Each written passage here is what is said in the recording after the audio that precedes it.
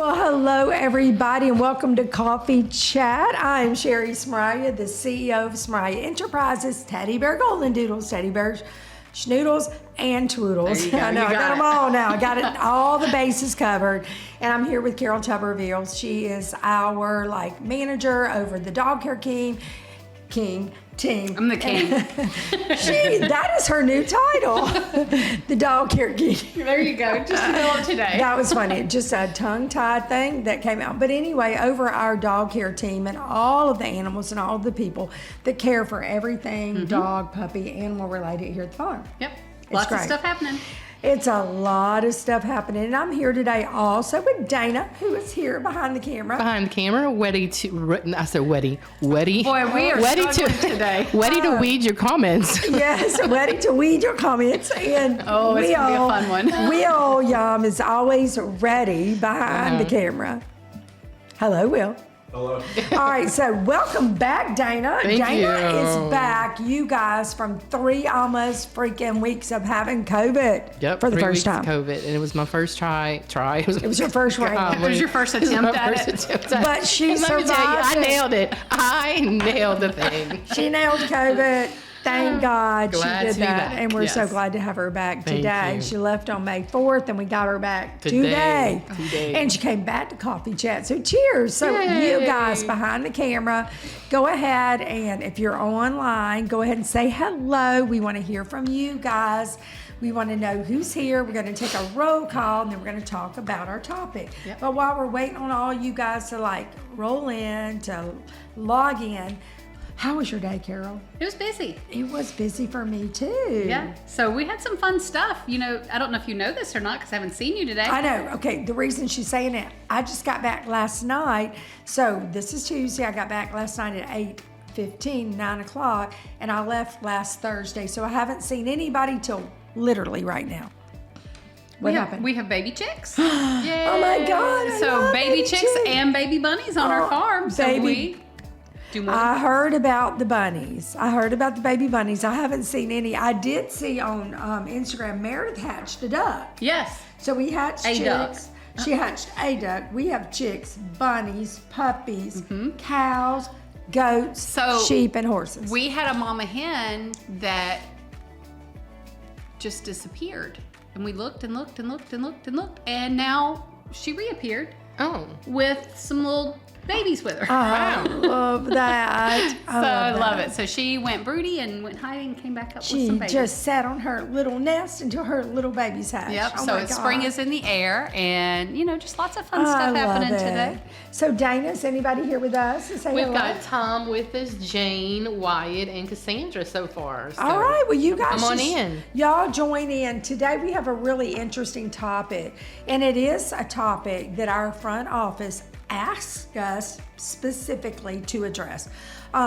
It's a topic that, when you're a sales team, adoption specialist, it's not really your forte Yep. to explain the breeding program Yep. and And it certain does. things that happen with And breeding. this topic could sound a little daytime talk show-esque. Yeah. Okay. Oh, Hey. it's getting a little scandalous here, right? Yes. So let's wait and read these results and who's the dad? Oh, Yeah, this is that's Jerry it. Springer? Yeah, Jerry wow. Springer. So here we are today, and we're gonna bring in the mom, and we've got babies, and they look interesting. It's really cool because we'll be like, so we have this litter, and this mom has, let's say, 10 puppies. And they're all mainly cream. And then all of a sudden there's this random black and white party or this random something else. Now back in the day, we would be like, oh, you got around what's that song about Sally? Mustang Sally? Mustang Sally. How's it go, Dana? I don't know. Sing it. I want to say it. Isn't it she got around I don't Mustang know. Sally? I mean, Come on, she got I around. can play it, but I don't know the song. All right, but I here's can the pull deal. it up on Spotify. No. But here's the thing: our girls, they don't get around. They don't. We really control the breeding. We know what's going on, but back in the day, you would be like, "What just happened? Yeah. Where did you go? What happened?" But here at Smeraglia, our dogs are very controlled. Our breeding program is very scientific and very by the book. And so when our dogs are bred and our girls come into season, which is potentially twice a year, but sometimes twice every 18 months. Just depends on the girls' cycles. We determine, Carol and I, and now Lauren is working very closely with the breeding program, and we determine who she needs to breed to based on the applications that have come in, the wait list, and what the potential could be for her. And because we want to maximize those breedings, We do. Your girls only come in every so often, and we love each and every one It's of our not like girls. a rabbit, which is every 4 weeks. Yes, every 4 weeks. We can't do that. No. We wait a long time. We wait on these breedings, and they're very important to us. So make sure we get them right. Yeah, and sometimes we have clients who are waiting on specific things, and sometimes we're waiting on specific things, and those two things don't always line up, but we need the same girl to make them. we So do. when that happens, we do something called a dual sired Right. litter, which basically means you get more than one dad, usually 2 dads for 1 litter We of only puppies. do 2. We never do we one, never 2. do more than 2, but 2. And so the AKC actually for the AKC Kennel Club, what can happen is it is actually on the registration, dual side litters. You can check it. You can put Sire 1, Sire 2. But the puppies, you have to know what you're doing. You have to DNA, confirm the litter, make sure that who are the puppies. So let's say there's 8 puppies and 3 of them are this way and 3 are that way, or whatever. You have to determine who that father sired. And that's really scientific. It's very interesting to me. And it's very great because you don't have to wait for 2 years for this one mom to produce whatever it is that you're looking for. Right. So for us, we've done dual sired litters a few times. And one of the reasons, the most common reason you're going to see us do it is we need purebred poodles, purebred golden retrievers, and purebred schnauzers for our breeding program. But we don't need that many. But we don't need a whole that litter. many. Correct. And so that's exactly right. And so what we do is let's say we have a really great golden retriever girl in heat. Well, we will breed her maybe part of that heat cycle to a golden retriever male, and then the rest of the heat cycle to a poodle male to get F1 Goldendoodles for you guys, so that we're able to have both the golden retrievers Because and the F1. pure breeds are for us. We want to keep our lines intact, our pure breed lines, like our parent breeds, like our poodle, schnauzers, and golden retrievers. But we don't technically, we're not breeders for those. We will adopt those out to our clients periodically, but overall, that's not the goal of our breeding program. It's a hybrid, teddy bear goldendoodle, teddy bear schnoodle, and teddy bear twoodle program. So we don't really get into that, but occasionally we'll say, and we have a parent schnauzer or a parent poodle or a parent golden retriever. When you get those, oh my God, you are getting the cream of the crop. Yes. But we don't want that many. Correct. Because that's not our goal in our breeding program. Correct. Absolutely. And so that's exactly where it comes from. And we do this even with poodles. We need purebred poodles, but not that many. So then we'll breed to an F1 Golden, or we'll breed to one of the other breeds, so that we can have both what we normally make for you guys and then what we need for our program. So what's really fun for us is that when we do that, we want to look at the puppies and we want to bet. Yep, Okay, we do. who do you think did he sire and who do you think he sired? But it's really cool. It's pretty much obvious at birth. It is. I mean, because we know DNA, we know genetics, and we know this bred to this can only produce this. And so back before DNA, we did dual sired litters, and we would use what we knew about Our the genetics experience. to do that. And so an example is if we have a party colored female poodle and we need some purebred poodles, but we also need golden doodles. So you take a party dog and breed it to a solid dog that doesn't carry for party, you're going to get solid colored puppies. Right. If we breed a party dog to another party dog, we're going to get a party puppy. And so at birth, you can see these parties are purebred poodles. These solid ones are golden doodles. But we do back it up with DNA tests. do. And the cool thing Now. is that whenever you register a litter with the AKC, the American Kennel Club, you can actually go in and only register 4 or 5 puppies out of the litter, not the whole litter, because based on the DNA sample. So that's pretty cool, right? Very. I love that. Any comments? I know they might be like blowing their No mind. comments. We've I know got this a bunch might more be- people hopped on, but no comments. Hey guys, so this might be blowing your mind that this is what's happening in the breeding world, but this is really scientific. It's really maximizing, the breeding life of our dams, pretty much. And in some cases, the sire. So another reason why, not so much us, but a lot of breeders do dual sired litters is a lot of times they're utilizing stored semen. I didn't know if I could say that on You Facebook. can. Yeah, you can. So they're using a frozen semen that's from a dog that maybe is much, much older. And retire or go Or not even with us anymore. Right. Like we actually have that in our program. Mm-hmm. And so with that is that semen's not always the most viable. Sometimes it's great, sometimes it works great, but sometimes it doesn't. And so if You don't want to miss that. you don't want to miss that breeding. So they'll use the frozen semen to inseminate their female, but then they'll back up that breeding with another male to make sure that they're getting puppies that heat cycle. And then they'll DNA test to confirm how many were born from each. So the topic of today is, who is your daddy? Because we actually don't have to question that. We could do like a Jerry Springer show, and we could get all the dogs Read the out there. results. We could get the results. We could have them out around. They could be like, Yep. barking up their heads like, you're the daddy. I know you did it. You did Yep. it. But here they do. It's kind of fun to get that visual, but yes. This all blew my mind the first time I know, Carol ever right? explained it to me. So obviously you're trying to do the pregnancy simultaneously, so The the same babies time. are born, but they may not all be born at the same time. Yes, they are all born at the They're same all time. going to Okay, be born all right. at the same So time. the way the heat cycle works is she's going to go into heat and a certain number of eggs are going to mature and then get released. Okay. And then there's a process to that lasts over a period of around 5-ish days. And then during that time, let's say she's just starting to release eggs and you breed, only the first ones that are coming out are going to get fertilized. Then you wait a day or two, the next ones that come out get fertilized, but labor is going to occur for the whole litter all at the same time. When they're pretty much all mature. So maybe the puppies that were conceived on day 1 and the puppies that were conceived on day 5, 6, 7, there will be a significant difference in the appearance of the puppies than the maturity of them. These will have hair, these will have less hair, these will be bigger, these will be smaller. And that is where we're experts at puppies, because when we have them, we can obviously see what needs to happen.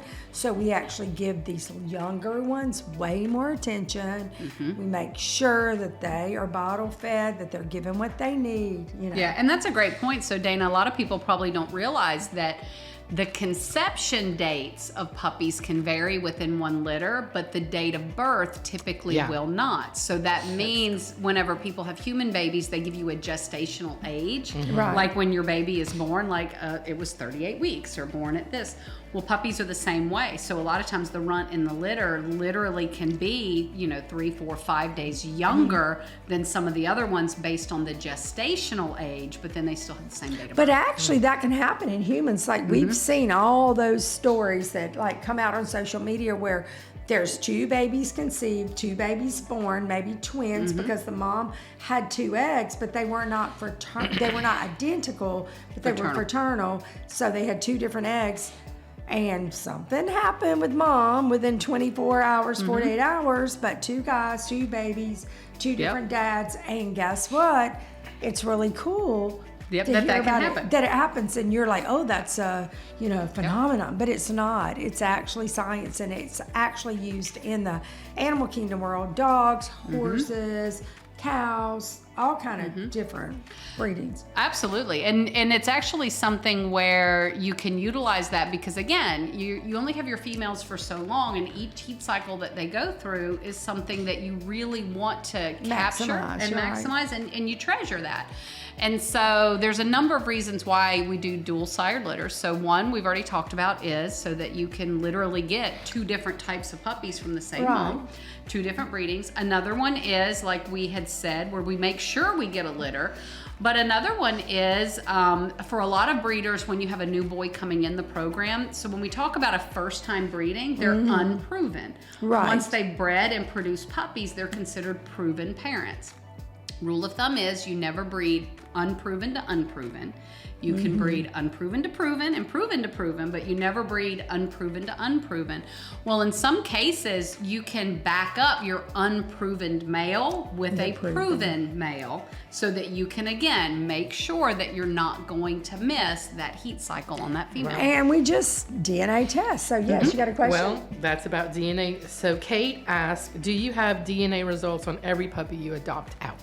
We do not currently, but we are phasing that in. And so we've actually been working with Embark quite a bit because DNA testing on litters of puppies is relatively new in order to get the results back at allocation, which is around, before temperament assessment, so before the puppies go home. But So it we're is working our with that. goal. It is our goal for like this year and going into next year. That's why we kind of announced it, that we were partnering with Embark so that we could do that, because our goal is to DNA test every parent and then every puppy that's produced. And a lot of people reach out to us and they're like, why would you DNA test mom, the sire, the dam?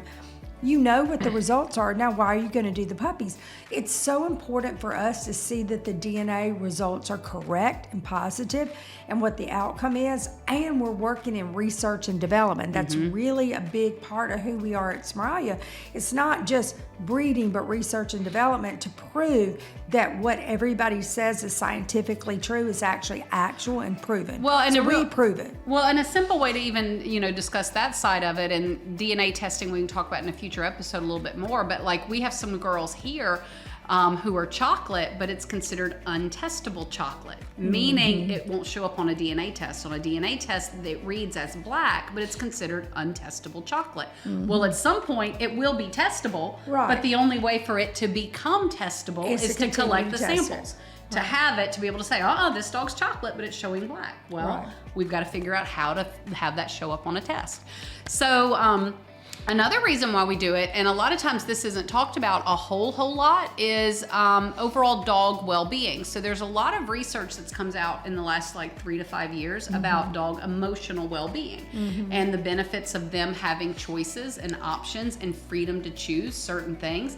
And guys, we don't talk about this nearly enough probably, but sometimes our girls just don't like some of the boys, and sometimes the boys just don't like the girls. And we may do a breeding and they were like, I was all about this, and they were happy with it. But when we bring them out to breed the second time, they may go, nope, I'm saying no to him this time. And they're allowed to have that free will. They're allowed to make a choice like that and That's say, great. I'm not up for this And breeding so we right have now. to say, well, they bred the first time, but now you're not. So we're going to have to DNA. We're going to let you keep going with your boyfriend that you like, Yes. but we're going to have DNA tests. And that's so cool that we can do that. It is. So a lot of you, I know that you call the office, and the office takes the phone call. And then they're like, hey, so I'm really interested in this puppy. And then they hit this is a dual sired litter. And then the front office, they panic, they freeze. Not panic, but they're like, how do we explain that? It's different. Yeah, that's different. And they were like, can you please do a talk on that? And this is our talk. So if you called the office and you heard that, what questions would you have? We would love to answer those questions, but hopefully we've addressed them. It is totally scientific. There are no questions. They're not half one, half the other. They're not, back in the day, I would hear old wives' tales. Let's say the dog bred to a random stray dog. Back in the day, I would hear this, so-and-so climbed the fence and bred the dog. Now it's devalued for life. It can never breed pure breeds again. And I would just look where does that mentality come from? That was something that everybody used to say, They that used she's to been say, spoiled. That she's been ruined. And Yeah. I'm like, so let's say you had a baby with Joe Blow or whatever, and then you didn't stay with him and you had another one. Does that mean all your future kids are ruined? The Where in the mentality world in did that the come dog from? breeding world is where do Yeah. people lose their brains when it comes to animals and dogs? I don't Nothing know. changes. Just think if it was you, okay? Yeah. And that's exactly it. And so for us, we do always know who the parents are. And on sometimes there is an instance, and this is again where this is a phase-in process where we're working with the DNA, where we maybe don't have the results back at time of allocation. But what happens there is that we do know that it's the same thing, meaning from the adoption side, we may say something like, well, the dad is either Kingston or Lincoln. But they're both going to produce F1B mediums. Correct. They're both going to be producing the exact same generation. They're going to be the same size.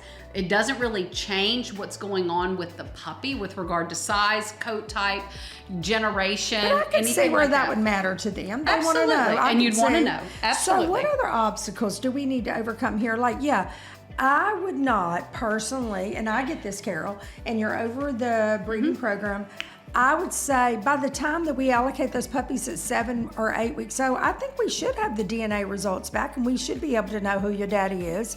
And we shouldn't be able to have to say, well, it's either or.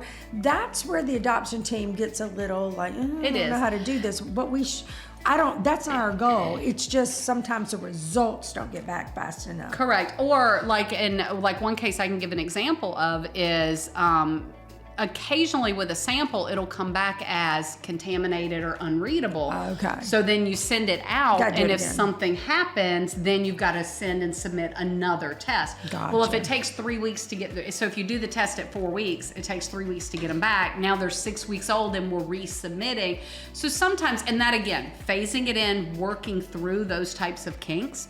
I could to see where figure that stuff could out. be concerning to the adoption team person and the person adopting, but trust the process. We always are going to breed with somebody that is identical, like for what we want to produce, and the backup is going to be so identical. And what's interesting is they're not trying to talk about other breeders, but sometimes people that don't DNA test, they would never tell you that. Yeah, that's a true They statement. would just do it. And say the daddy is so and so, hoping you would never DNA test the dogs. We're never going to do that.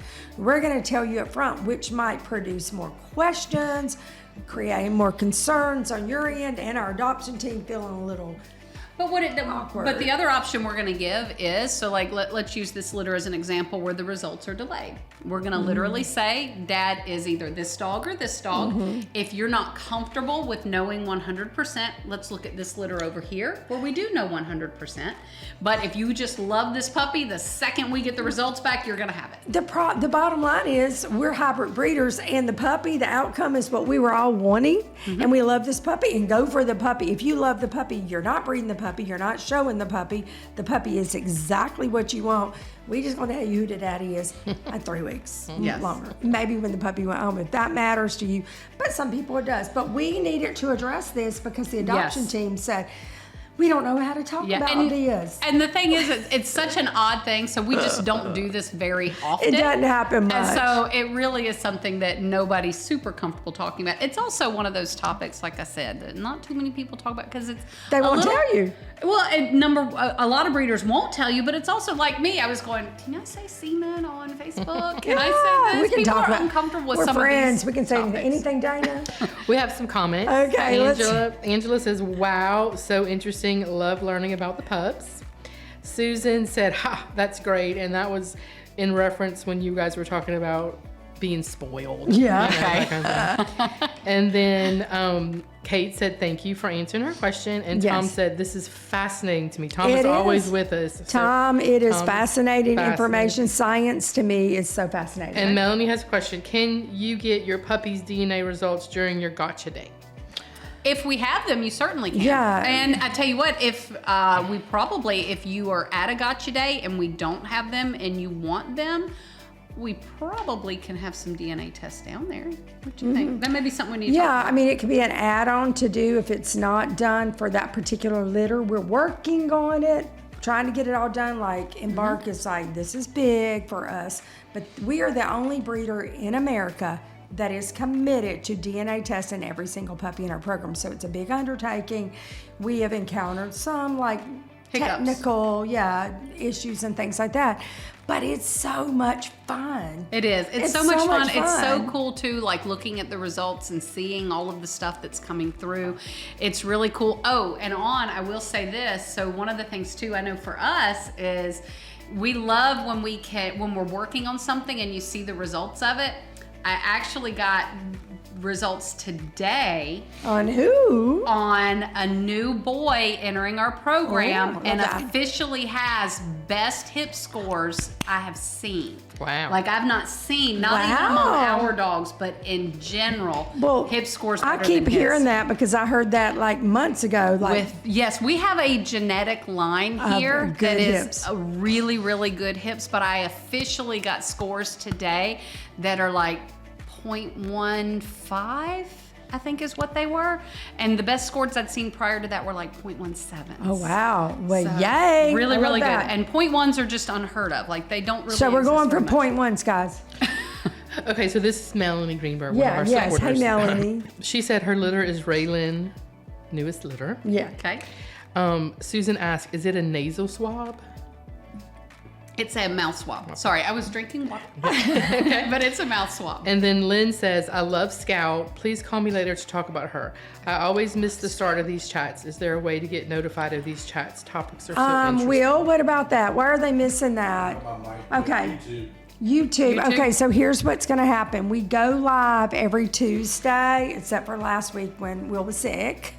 we can't go live unless Will's here because he manages behind the camera. He was sick last week too. But anyway, then the next day on Wednesday, we always post on YouTube live. So if you miss on Tuesday, always go on Wednesday, and we'll always post it on like Wednesday morning. So we do.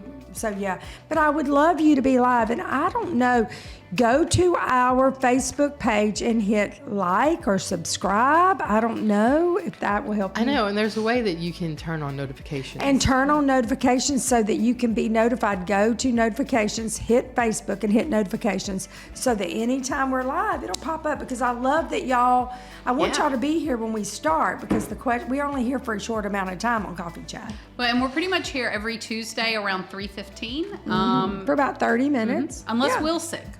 Yeah, because nobody can do it if Will ain't behind the camera. Nope. But we can probably post a message that lets you know, hey guys, Will's sick. Please pray over him. No coffee chat today. Anything else, sure. Dana? No. Well, this is good. Okay, Very so this interesting. was a very informative coffee chat. Is there any questions that you could think of that a client would be concerned about dual-sired litters, that would really cause them to be like apprehensive about adopting that puppy?